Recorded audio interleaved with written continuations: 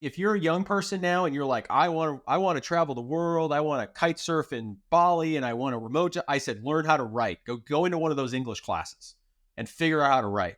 Another thing is you definitely have to master asynchronous communication and model it as a manager, right? I think some of these remote companies got thrown in a blender because the leadership teams don't really know how to stop communicating.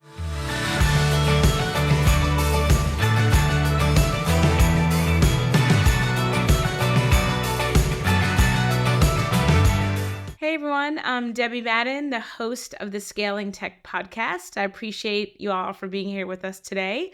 Really looking forward to the conversation. I'm talking today with Sean Campbell about remote productivity and work-life balance tips. We have all in the tech industry been remote and hybrid and adjacent for some time now. And so I really wanted to dig in with the OG, one of the OGs on this topic.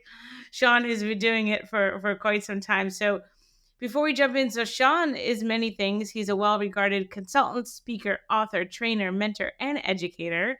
He's been a professional services firm for over 20 years, and he's been leading remote companies for over 24 years. That is the most interesting thing. I told you guys he was OG before it was cool and long after it became normalized. So Sean specializes in helping organizations find success and opportunity in the B2B tech sector via market research insights, smart strategy, and powerful messaging. So all good stuff. Today, we're going to focus on remote work because there's still a lot to talk about. And so let's start. Like, walk us through your experience running remote teams starting 24 years ago. Kind of tell us your story. Let's start there. It was a negative 24 years ago, not for me personally, but it was really hard because everybody thought you weren't real. Yeah. It's hard to imagine a time where having an office equated with stability, but it did. It did. It was the first thing people did, right? This is all pre-e-com, well, not maybe pre-e-commerce, but e-commerce is in its nascency, right? I mean, pretty much if you needed to sell anything, you needed a door that people walk through to buy it from you, right? And so it was definitely a little bit of a hang up. And I used to say to people when they said, oh, you don't have an office? And I used to say, well, you could pay for it. And then I would laugh so they didn't think I was a jerk. But it was funny, even then, like 50% of the people would like kind of look at me like, what do you mean? Like, okay, well, hold on. Like somebody's got to pay for the office and that's you because I got to charge bills for that. But yeah, it was harder from a client navigation standpoint. It was definitely harder from a technology standpoint. You know, I had a distributed team of about 25 people in 2003, and they were in every time zone in the US. I even took on the effort of trying to lead a team of authors to write a book. We wrote a book for Microsoft Press that had 7 other co-authors, and that alone was an interesting coordination feat, you know, trying to do that remotely. And the other thing that's changed, though, is clients, you can almost graph it. Clients had a point where to close almost any deal, you had to show up at some point. Like maybe you didn't have to show up for the first meeting, that could be a phone call, but at some point they needed to see your face for the PO to be issued. And what I've noticed change over the years is almost the size of the PO you can create without being there just keeps getting bigger and bigger and bigger and bigger. And that's a big thing to tell sales teams, because I do think there's people in sales teams that they don't really quite believe it. Like either leadership or C-levels or whatever, they're like, but ultimately we have to meet somebody. And I'm like, not really, not anymore. Not if the rest of it's working. Right. You know, and the other corollary very quickly, I would say, is that I think no matter the size of the firm, you absolutely have to invest in your digital footprint, right? Because that's how everybody finds you now, which is a well-known thing, but it's not as well acted on as it could be, especially with smaller firms who maybe still feel that they're getting it out of relationships and meetings and conferences or whatever, right? One of the things that gave us a lot of traction during COVID was you have a really good digital footprint. So while everybody else couldn't go visit everybody, they went to Google to find people, they found us.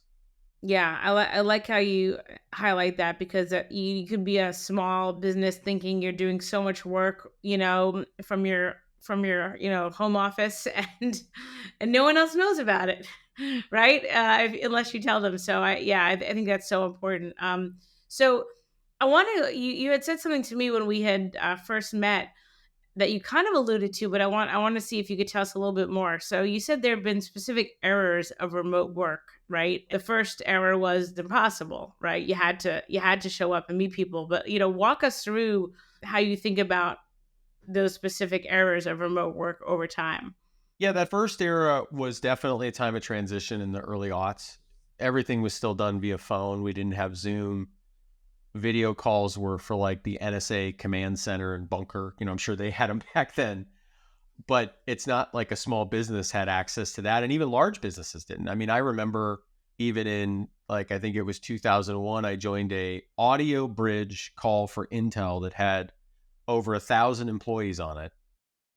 And the reason I always remember that is that one person started snoring and they didn't know how to stop them. So this one person kept snoring while somebody else was Yeah. trying to present, and they had no idea where this person was and no ability to even mute him because they had called in on their own.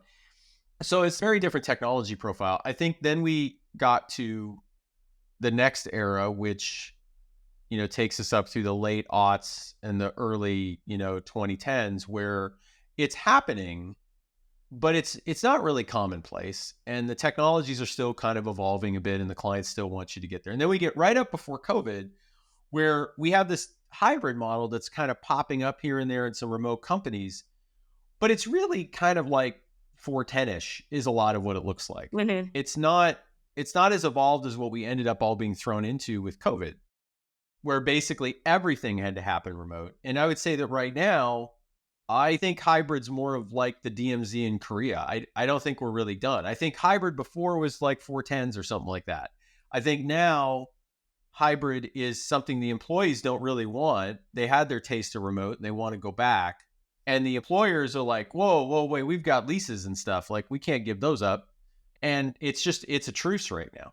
So it's definitely evolved. And every poll that we run basically shows everybody wants a job in remote. And if their company offers a job in remote, they'll take it. Or if another company offers a job in remote. And the worst example of company decision making I can think of recently is Dell, just about a week or so before we are recording this, put out a note that said, if you're a remote employee, you won't be promoted. Oh.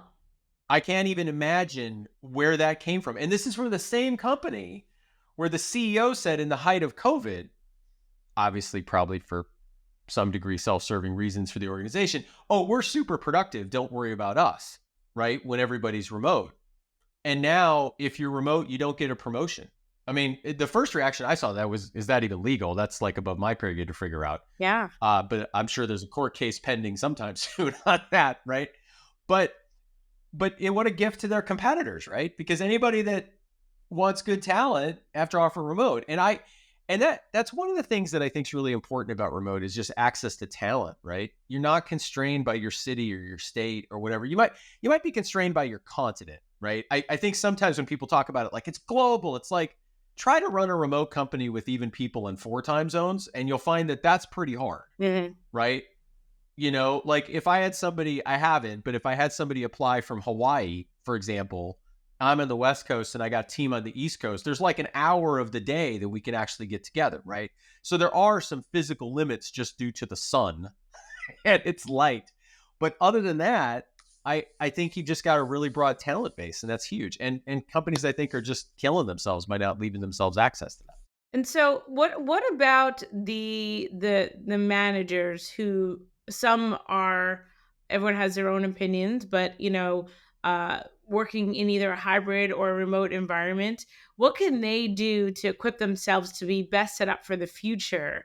In terms of either is there any technology best practices, any communication best practices, hiring best practices? Like how can folks really kind of whether or not their personal perspective is aligned with the company or not, right? Like how can they as a manager help their team the best, like set their team up for success, set themselves up for success? There's a lot of moving parts in this, right? What is it and not Yeah. allowed, what's is not allowed, frowned upon, right? Right. And so Well, there's a lot of things there. I mean, first off, I think the people that were the most poorly equipped when we threw everybody into remote, or at least many industries did. I realize not all of them did, right?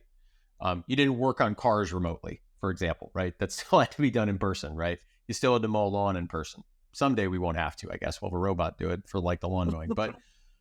But ultimately, right, for all those jobs that were thrown back into the home, I think the middle managers were poorly equipped. And frankly, I also think sometimes they weren't held accountable, right? You got all this message of, hey, employees, you weren't productive. And I've almost never seen a message that says, hey, mid-level managers, were you equipped or were you actually doing the right things to keep your people in line? And so here's just a couple things that come to mind, like whether they're manager things or organizational things that people need to do. One, I do think you have to hire people and train people to become better writers. So much of a remote company, conversations are started asynchronously. And by definition, what that means is written. I'm well aware there's like Slack huddles and Loom videos you can send, but if you look at adoption rates of those things, right, they're just not that high for internal communication, right? If you look at how often people are using them, and there's some reasons for that, but that's not really the point right now. I think the big thing is that conversations start in the written form, whereas in the office, they might actually start in the verbal form and then transit their way to written, right? And I think that makes a huge difference. One of my clients said to me during COVID, and he wasn't trying to be a jerk.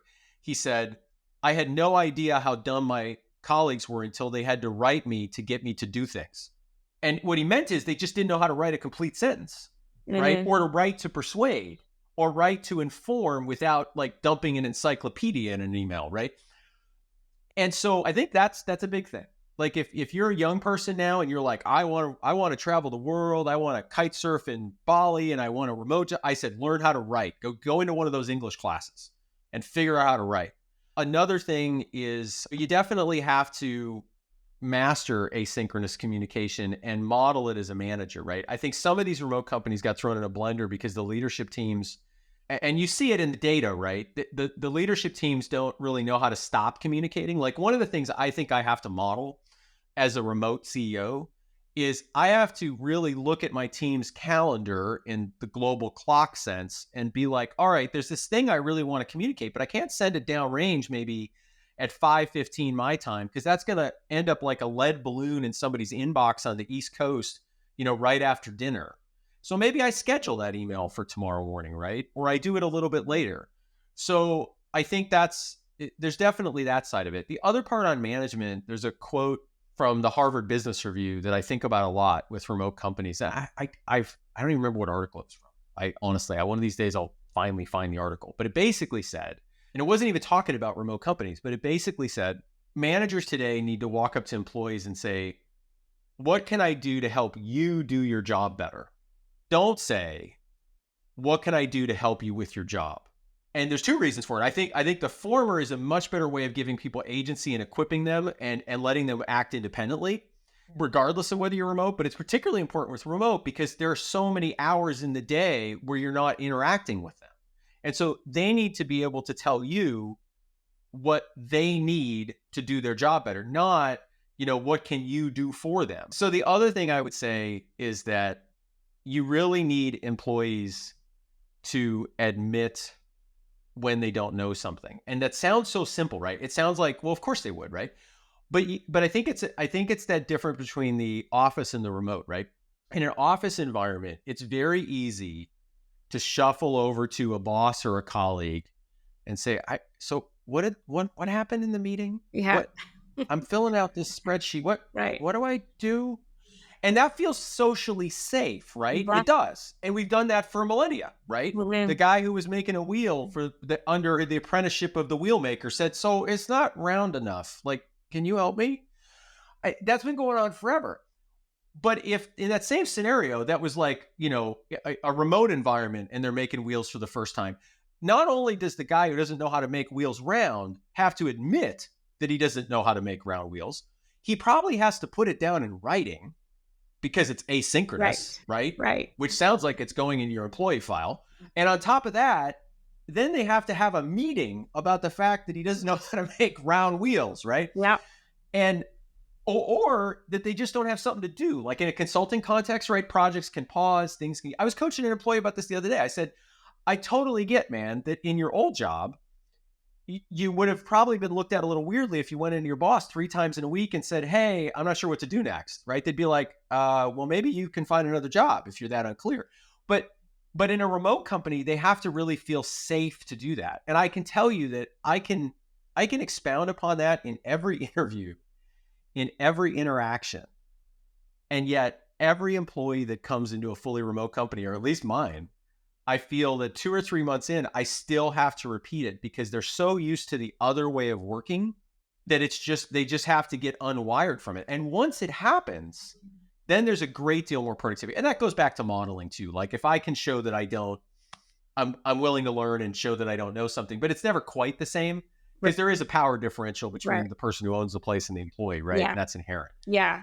But I think that's a huge productivity saver in remote. Because to sum it up, I think where most productivity is lost, we'll find one of these days when somebody does extensive, detailed studies on like where it was lost. Because all you hear is this war about whether they're productive or not. I think the loss is going to be the employee looking up at the ceiling for a couple hours and not sure if they can write an email that says, "I don't know what to do next." That's And true. instead, they try to figure it out. And somebody might be listening and go, "Aha, the office." And I would say, no, that's not the office. That's a culture thing. You could fix that. You don't have to give up all the rest of it. And I do remember one thing I wanted to mention. We're really fast. I think the other really big challenge for managers is navigating the two puzzle pieces that automatically have to mesh, but sometimes grind, of the home life and the work life. Because once work leaves the office and enters the home, by definition, then the employee and you have to have conversations about it. Hmm. And if somebody listening is like, "Oh, no, you can't," I'm like, well, try to run a remote company. Well, Because what happens when somebody's kid is sick and they say, "Well, I can kind of work most of the day, but I can't work all the day." Well, they wouldn't come into the office, or they'd get a babysitter. Or you get what I mean? There'd be a very stark distinction. right. And so you deal with a lot of this puzzle meshing that's not just manager to employee, but it's employee to family. How does the employee communicate the on and off nature of the flexible time they have? You want to engage in conversations when the kid comes in the door from school, but if you engage in every family conversation every time it happens, well, you're not working anymore. And then there's the issue of, as a manager, when the problem seems to be the home life that's inhibiting work, how do you communicate about that? Because I can tell you right now, that's even an area where like it's hard to find good case law. Like if you went to your HR attorney or colleague and said, "So how do I talk to them about their noisy household?" I can tell you right now, there's not a lot of good guidance there. But if What? that's inhibiting the employee's productivity and they're not recognizing it and you just ignore it, well, that's not fair to everybody else who works there who's maybe figured out how to work remotely without those disturbances. And then very, very last thing on this is that with this relationship side is it's also very different based on the age of the population you have working for you, right? Do you have a lot of young parents? Well, that's one set of challenges, right? Do you have a lot of young people who maybe don't have kids who are traveling a lot and you're trying to navigate their kite surfing in Bali kind of experiences, right? Or do you have people who are, fully adulted all the way and their kids are adulted and everything else and they're 50 or 60, right? And they want a different way of working. And yeah, so I all to say though, I still think remote's awesome. It's just, those are some of the different things I think you have to manage as you go through it. Yeah, no, I love how you took us through, and I was gonna actually ask you about just zooming out until the work, life, home, family, home situation. So I'm glad you touched on that. So to wrap up this conversation, I want to ask, how do you think it's best to handle, or how have you seen it best handle when an employee goes into an environment and it's remote first, and this is still relatively new for many of us. It's still, as a society, we're still figuring it out. You, like you said, there's not case law yet, there's not studies on lost productivity yet, so there's still a lot to be learned. But what if given all of the right environments, it's not the right place for the employee? They might not realize it, they might realize it, their manager might not realize it, they might realize it. But have you seen, like, is it okay to break up a relationship, an employee-employee relationship, if that's the thing that's not working? Or do you feel like that's not a good reason to part ways? Well, there's two sides to that. Yeah, employees should obviously decide if remote doesn't work for them. Either they definitely want to collaborate in person with people, or they, it's funny. I say, like, they want to relate to people in person. But what I find a lot of times is people who work remote long enough, what they've actually done is they don't have in-person work relationships, but they've traded them for in-person friendships, which local to them, which I would argue is less transitory. I mean, let's just face it. Like, a friend you have outside of work might be your friend for life. A work friend you might know for 5, 6 years at a job, and then you meet again 10 years later or whatever, right? Nothing against that, but it's different. I think on the management side, the caution I would give, and you were kind of hinting around this a bit too, right? Ultimately, you need to have measures of performance that allow you to objectively look at who's working for you, remote or not. If someone is failing to meet those objective measures of performance, then much like in any other scenario, they could be let go. But that's the key thing you really have to think about as a remote company owner. Like, how many objective measures of performance can you create, which are all unique to your own company? So in that way, I don't Yeah. think it's any different. I mean, you Yeah. certainly wouldn't want to just to be super clear, you can't let someone go just because, their home life's a little more of a distraction than another employee. On the other hand, if their distractions are such that their utilization is half, or like they join every call and it's a disruption, or they're 20 minutes late to every call, or like, I mean, it goes back to outcomes basically, right? And that's what I tell everybody in my organization is like, I don't care what you're doing as long as you get the outcomes done. This is actually probably a sticky point. I think some people here, and it bothers me when I see it, right? Because I'll watch some guy who's a remote CEO owner or whatever, and he says, well, we're just outcomes based. I don't care what people do. But they don't say the next part of it, which is really what must be happening under the covers, right? But there are some constraints on that. Like for us, we have flex time, where I don't care what you're doing if you took the morning off to ski or hike or whatever, but I want you to use that flex time like within a 2-week window. For example, I've realized to our business model, it's disruptive if you were to like save up a bunch of time and say, oh, I'm going to be out for like 2 days at the end of next week. Well, we're a consulting business. People expect a degree of responsiveness from us in the kind of work we do. And so it's just, I didn't know when anybody was going to be in the office at all, virtually or not, that would make it hard to collectively come to a decision. Now, there's other lines of work. Your attorney's in an office and you're working on your individual cases and your caseload. I don't know. Maybe it works to store up those flex time days and be gone for 5 days. So I think there's definitely a bit of that kind of management you have to think about. But net, employees should always really think about whether it's a fit for them, and managers just have to come up with those objective measures of productivity, and that's what you use whether they're remote or in person. I really like that. We're outcomes based, but reality is you're not stopping there, right? There are reasonable business constraints, and everyone is different. But if you don't make those constraints transparent to your employees, then you're just leaving them to guess, which is not fair to anybody. I really like how you mentioned that. Super important. So unfortunately, we're out of time. This conversation flew by. Thank you so much. I appreciate it. I learned a lot. And thank you, everybody, for watching and listening.